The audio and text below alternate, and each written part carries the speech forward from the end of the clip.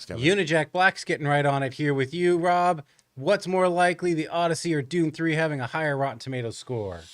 Odyssey or Dune 3? You know what?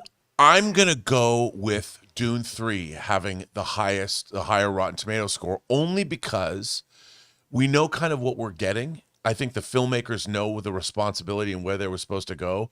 And I think the Odyssey is an unknown quantity. And there are people, I just think that the Odyssey, I am not convinced that the Odyssey is going to work as well as everybody else seems to think. Then again, I felt that way about Dunkirk.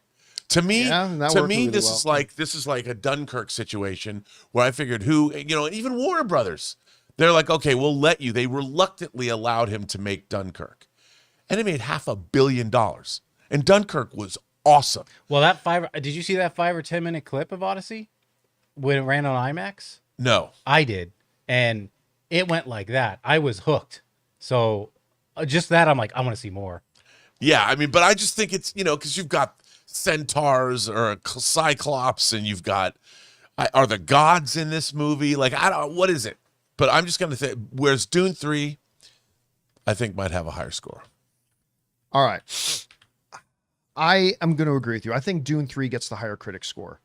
Now, let's go back to Christopher Nolan's last film, Oppenheimer.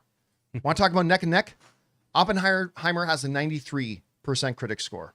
Dune 2 has a 92% critic score. Ooh. It's basically like one reviewer out of 500 makes the difference. Another showcase showdown.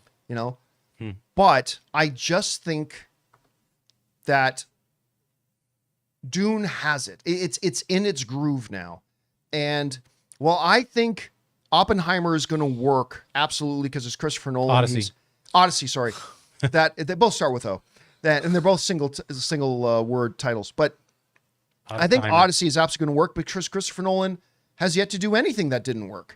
He's going to make it work. Yeah. But I do think by a fraction of 3 or 4%, I think Dune 3 will be the higher critic rated movie by that much. Yeah. Just by that much. The thing is, I think of all the movies Christopher Nolan has made, I think the Odyssey is his biggest risk because he's going in making a sword and sandal historical mythological epic.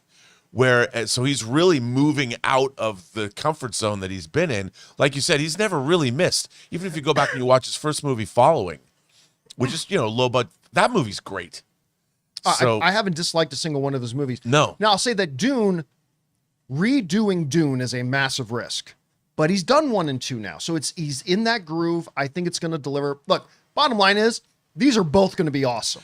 They're both going to be awesome, but I do think Dune 3, I think you and I both agree, Dune 3 will just edge it out by a little bit.